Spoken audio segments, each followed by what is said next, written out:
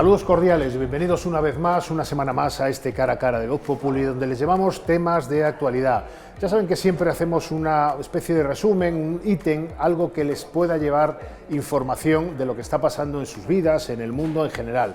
Esta semana, sin duda, el aldabonazo lo dio Donald Trump, el presidente de Estados Unidos, anunciando el miércoles por la noche, hora de la costa este estadounidense, una batería de aranceles a todo el comercio mundial, a todo aquel que comercia con Estados Unidos, que es el 100% de los países, como no se había conocido desde hace 100 años, desde antes de la Gran Depresión del 29, de 1929.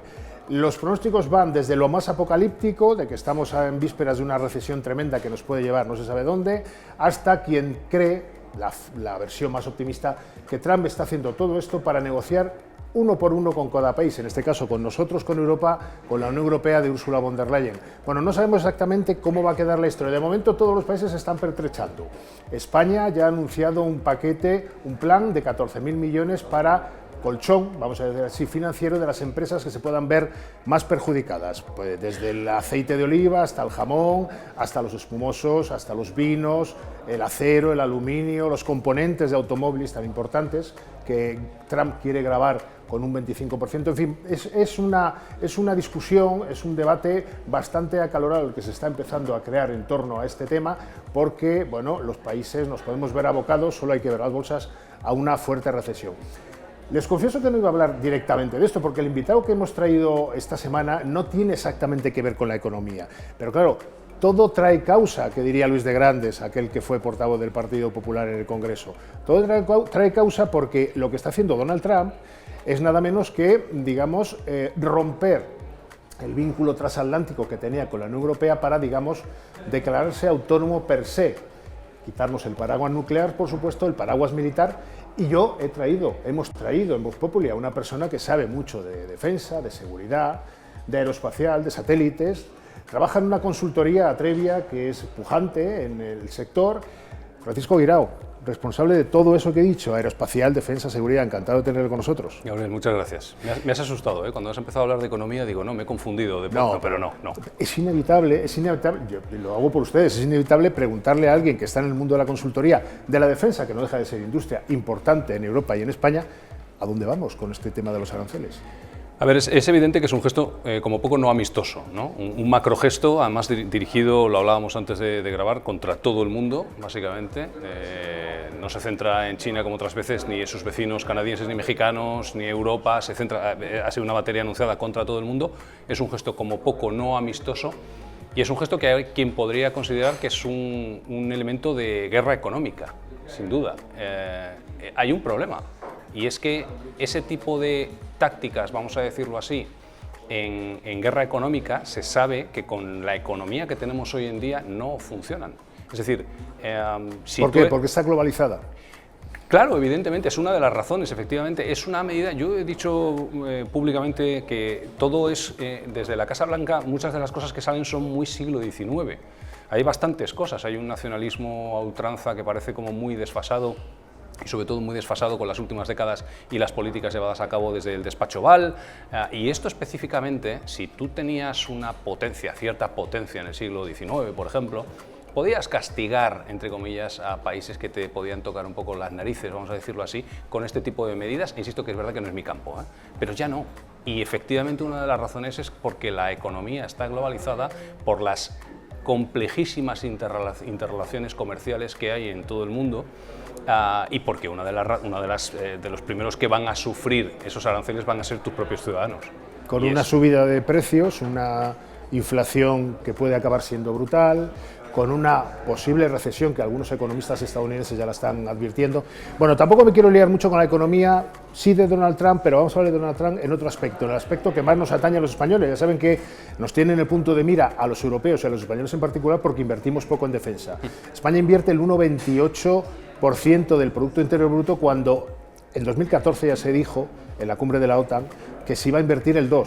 Cosa que 10 años después nosotros no lo hacemos. Y somos un poco, entre comillas, los gorrones de la Alianza Atlántica. Por eso Donald Trump nos tiene ojeriza, entre otras razones, además de otras. Entonces, la pregunta que me gustaría empezar a hacerte es la siguiente. ¿La palabra rearme a Francisco Guirao le asusta, como al presidente del gobierno nuestro? No, como presidente, perdón. Como al presidente. Vale, sí. Le asusta, al presidente Pedro Sánchez le asusta. No, yo entiendo que hay una serie de consideraciones políticas y de tradición política, incluso también española, en las que obviamente no voy a entrar, pero es una palabra que define exactamente lo que pretende Europa.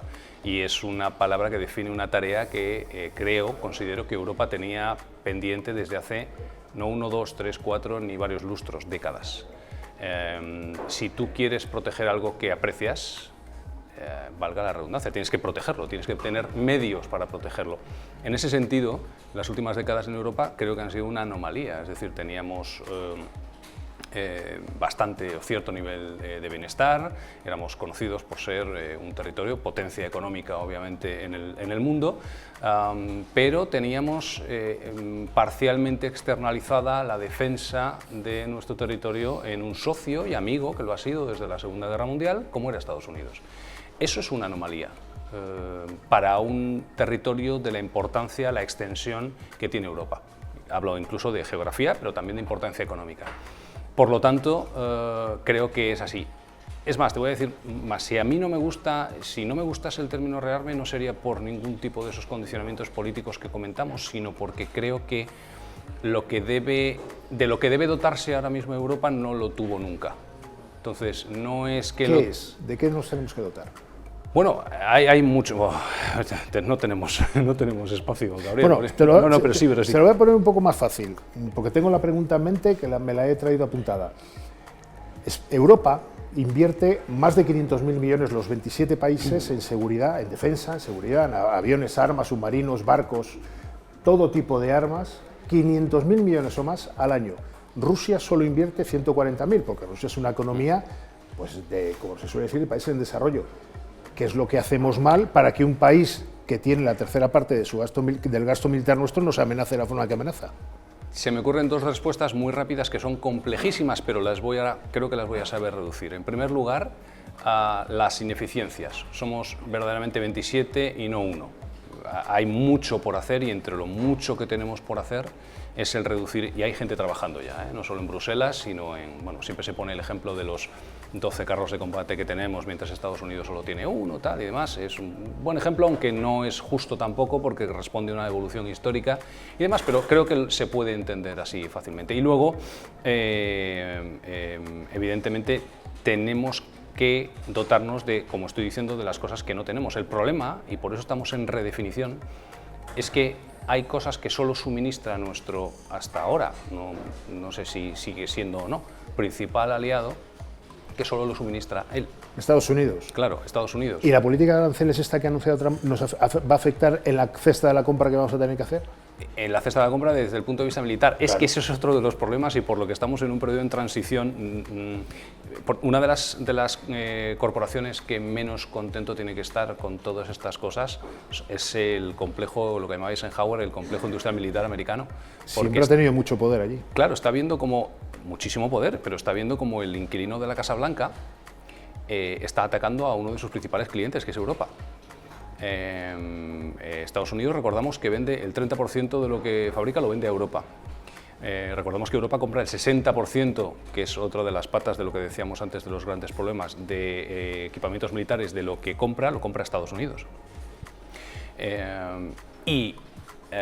Pues las grandes empresas americanas, que son pues, obviamente la principal empresa de defensa del mundo, es americana, obviamente, ¿no? Y de ahí para abajo. Está viendo cómo, insisto, el presidente de Estados Unidos, que como todos los presidentes responsables de países enormes, grandes y medianos, y pequeños seguramente también, lo que se dedica cuando hace en sus viajes al exterior y en sus alocuciones también al exterior es a intentar vender lo que tenemos aquí para afuera, está haciendo todo lo contrario, está repeliendo a sus clientes. Entonces es uno de los conglomeradados que tiene que estar, por no hablar de Elon Musk, que hace 2 meses, una cosa así, cargó directamente contra la joya de la corona de la principal empresa de defensa de Estados Unidos, que es Lockheed Martin, y el F-35. En su concepción, en la concepción de Elon Musk, en la que todo debe ser lo menos humanizado posible o algo así y tal, pues no tiene sentido que el principal caza de quinta generación que ha desarrollado el ser humano no sea no tripulado, por ejemplo. Y entonces le dio una buena leche en su red social al principal, insisto, fabricante de equipamiento militar de Estados Unidos. Esto me permite enlazar con la siguiente pregunta. Vamos a dejarnos de Elon Musk y Trump, vamos a aterrizar en España. ¿Qué es la cesta de la compra que necesita España? Drones, por ejemplo, ahora que se han puesto tan de moda la guerra de Ucrania con Rusia. Prácticamente de todo. Y lo voy a explicar de la siguiente manera. Si Europa se tiene que poner las pilas, tú quieres dejar a Musk, yo lo voy a rescatar un poquito. Si Europa se tiene que poner las pilas, España se tiene que poner las baterías estas que tienen los Teslas debajo que ocupan todo el coche. Sí. Pues se tiene que poner eso. Entonces, hemos perdido capacidades. Podríamos, por ejemplo, hablando para que nos entienda todo el mundo, tener aviones de patrulla marítima que un país como España, todos sabemos la geografía de España, pues que ya no tenemos. Hemos estado a punto de perder la capacidad submarina también. Afortunadamente, pues tenemos ahí la serie S-80 que parece que nos lo va a salvar. Hemos perdido la capacidad, estoy hablando solo de capacidades perdidas, luego paso a material obsoleto, capacidades que no hemos tenido nunca. Hemos perdido la capacidad, y estoy dando solo ejemplos, de la artillería móvil de combate, lanzacohetes. Nosotros teníamos un sistema, típico camión lanzacohetes, que es muy importante en determinados teatros de operaciones, el Teruel, que lo perdimos. Ahora hay un proyecto pues, de mano, pero para que veas lo complicado, Gabriel, del mundo, de mano de los israelíes para volverlo a... ¿Qué pasa? Que está parado porque, como es con tecnología base israelí, pues el gobierno actual no lo quiere. Por la pelea que tenemos con Netanyahu, hay que decirlo todo. Sí, sí, no, no eso, dice Guirao, pero se lo digo yo. No, exactamente a eso me refiero, es así. Bueno, tenemos, yo sí. le recuerdo, por ejemplo, tenemos un blindado 8x8 por ahí. No, no lo tenemos todavía. Todavía no. Ese es el tema, que tampoco, eso es una de las capacidades que estamos desarrollando. Y es un ejemplo, es decir, se han hecho cosas bien, o se han proyectado cosas bien, que sí, a los que sí se le inyecta fondos, es de desear que vaya más rápido, por ejemplo. Y eso es un gran ejemplo, el Dragón, el 8x8, ese vehículo de movilidad de combate para el ejército de tierra. Pero en ala, yo qué sé, si nos vamos al aire, en ala rotatoria, bueno, pues hay helicópteros que modernizar. Estamos a puntito también de dar de baja los Harrier, que son los aviones vertical. De despegue vertical, efectivamente, que, problema, solo tienen un sustituto, que es un bicho, porque es un bicho del que hemos hablado antes, que es el F-35B, la versión navalizada de despegue vertical del F-35, que es de Lockheed Martin, americano, y solo lo fabrican ellos. Como veis, entonces, no es solo incrementar gasto, no es solo proyectar el incremento del gasto, sino que encima tenemos un problema, que es que no sabemos, y no solo nosotros, nuestros socios europeos también, no saben si se puede seguir comprando Estados Unidos o no. En muchas ocasiones no hay alternativa, pero es que dices, ya, pero es que, ¿qué voy a comprar? A una potencia que a partir de ahora va a pasar a ser extraña, que encima tiene derechos sobre el equipamiento que me vende. Porque el famoso botón que puede incapacitar al F-35. No es tan sencillo como un botón, pero es cierto que en un momento determinado el fabricante, si sigue órdenes de la Casa Blanca, puede inhabilitar una serie de sistemas que hacen que el avión prácticamente pues, no sea, en este caso, si hablamos útil. De eso, no sea útil, efectivamente. Por eso digo que no estamos en un periodo normal de la historia en la que, bueno, se soluciona todo con gente inteligente que desde Madrid y Bruselas digan en qué vamos a gastar y todo el mundo esté de acuerdo, ojalá que todo esto fuese verdad, y todo el mundo esté de acuerdo en que hay que incrementar el gasto. No es que encima tenemos problemas a la hora de dirigirnos hacia dónde gastar. Y por ejemplo, le he mencionado antes, drones. En la guerra de Ucrania están brillando, entre comillas, si se puede llamar brillar a un instrumento que mata, los drones iraníes y sobre todo turcos. Ahí no tenemos capacidad militar, nosotros, de industria militar, digo. Hay que diferenciar el tipo de dron, RPAS, UCV, UCAV del que estamos hablando. Ojo, los drones no solo matan, los drones pueden evitar muertes también, sí. Porque pueden hacer labores de vigilancia que pueden ser muy útiles para evitar también ataques, por ejemplo. Pero efectivamente es un buen ejemplo. En España estamos empezando y tenemos compañías muy meritorias, hay varias, por ejemplo, en el sur de España, por ejemplo, que tienen vehículos aéreos no tripulados que son verdaderamente útiles y que pueden ser útiles. ¿Qué pasa? Una vez más, que los grandes drones estos que conocemos, los Reaper, los Global Hawk, los Predator, de los que España tiene algunos, que se los compramos a los americanos, los hacen los americanos. Hay iniciativas, una vez más, en Europa para desarrollarlos, pero algunas están en pañales, otras están, por cierto, alguna española. El Ministerio de Defensa está desarrollando el que se llama, de la mano de Airbus y de toda su cadena de suministro, de toda su cadena logística, está desarrollando el SIRTAP, que será un dron, como lo entendemos, de los grandes, de los que pueden hacer vigilancia mucho tiempo en el aire, incluso pueden llegar en un momento determinado, sí, a atacar también. Pero está desarrollándose. No es un producto que esté acabado y ni mucho menos es un producto que esté probado en combate tampoco. ¿Y qué podemos decir de esos militares que prestan normalmente en misiones de paz hacen una labor impagable, la verdad, la Unidad Militar de Emergencias y lo que no es la Unidad Militar de Emergencias? Pero ¿qué hay de ese ejército que ahora mismo tiene 115.000 hombres, creo que es, no llega a 120.000? ¿Son pocos, son muchos? ¿Están mal equipados? ¿Cómo está eso? En cuanto a personal, hay cuerpos, o sea, hay ramas de las Fuerzas Armadas que es cierto que tienen más problemas en cuanto a la captación de talento que otros, pero en general se sabe que, bueno, quizá a lo mejor con despliegues en el exterior puedes completar un poquito más, pero tropa y marinería los sueldos son bajitos, justitos. Entonces el poder de atracción tampoco es que sea enorme. De hecho, ese sería uno de los puntos a mejorar, seguir subiendo seguramente los salarios de nuestros militares. Hay que efectivamente reclutar más, sí, eso además te lo dicen, da igual que hables con el Ejército del Aire y del Espacio, con la Armada, el Ejército o la UME. Y efectivamente hay que hacer un esfuerzo en ese sentido. Lo que pasa es que, bueno, pues hay, por ejemplo, la Armada se sabe que bueno, pues puede tener planes más o menos ambiciosos en cuanto a buques y demás, pero que tiene un problema presente y saben qué futuro, de cómo no cambien mucho las cosas en cuanto a personal. Es un buen ejemplo que te lo cuentan en privado, pero se dice en público también y se ha publicado. Entonces yo estoy contigo. Además, el militar español, déjame que te diga, Gabriel, tiene una cosa, en unas horas voy a estar dando una charla en la universidad sobre operaciones CIMIC, de colaboración civil-militar de nuestras Fuerzas Armadas.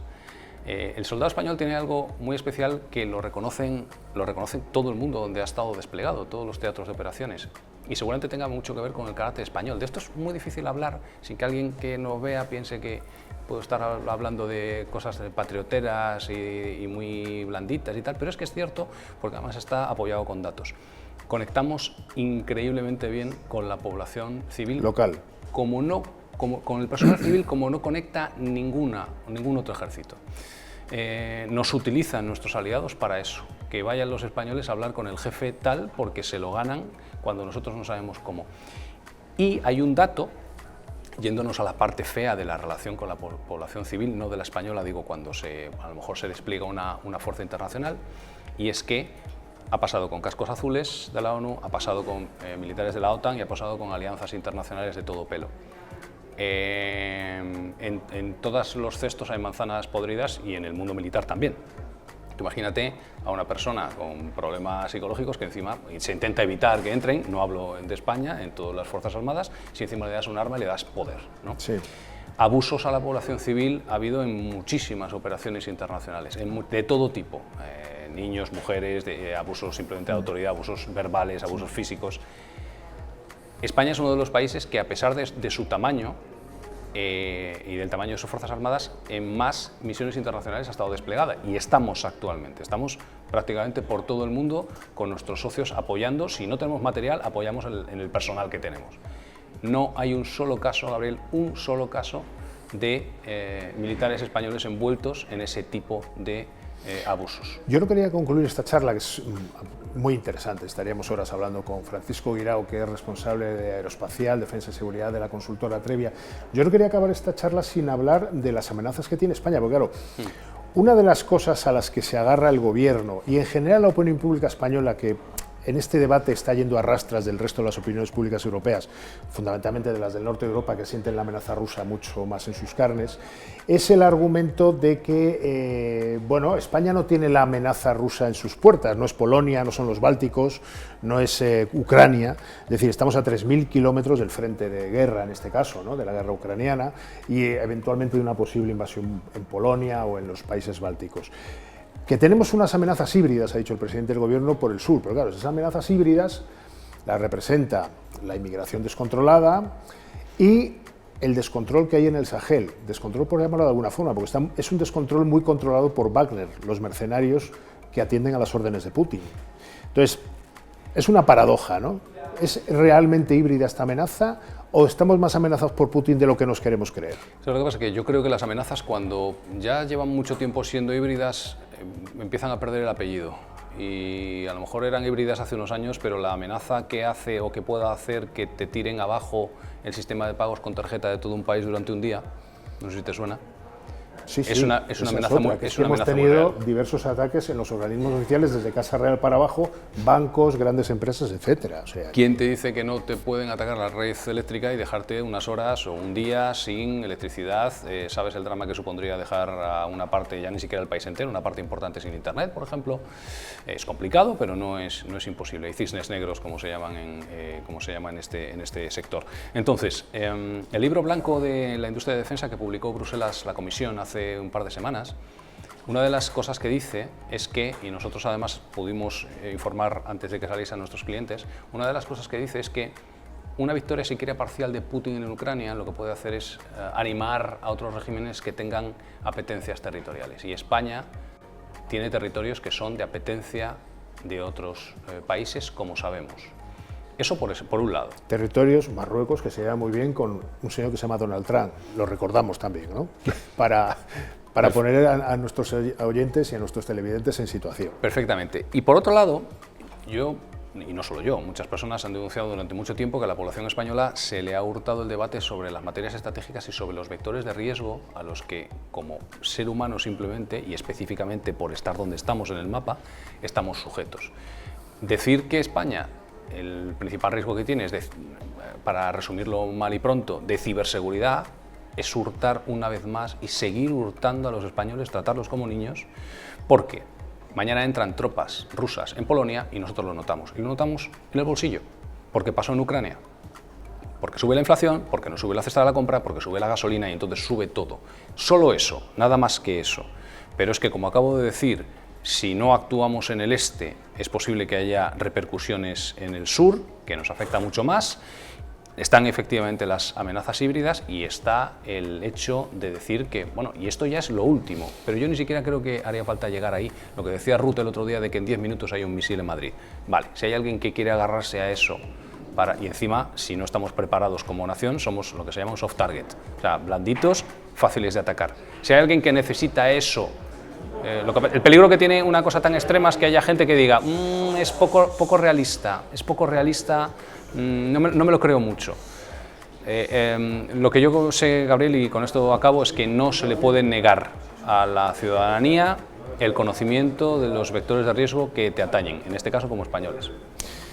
Pues estaríamos media hora o una hora más hablando con Francisco Guirao, el responsable de Atrevia de temas seguridad, defensa, pero se nos acaba el tiempo. Además es que yo creo que lo breve, lo bueno si breve, dos veces bueno. Entonces vamos a dejarlo aquí porque me temo que de esta historia el señor Guirao va a venir a hablar aquí no una, sino varias veces más. Encantado de tenerte con nosotros, Francisco. Muchísimas gracias por recibirme. Bueno, pues nada. Y a todos ustedes, pues seguiremos hablando de defensa, de seguridad, con el señor Guirao, con otros invitados, de aranceles seguro, porque nos va a tocar al bolsillo, al de todos, al de los estadounidenses, los primeros perjudicados, y a los europeos y a los habitantes del resto del planeta, y les emplazo a un próximo programa la semana siguiente. Todavía no sé exactamente de qué va a ir, pero seguro que irá de economía, porque creo que estamos en una primavera excesivamente económica, para mal.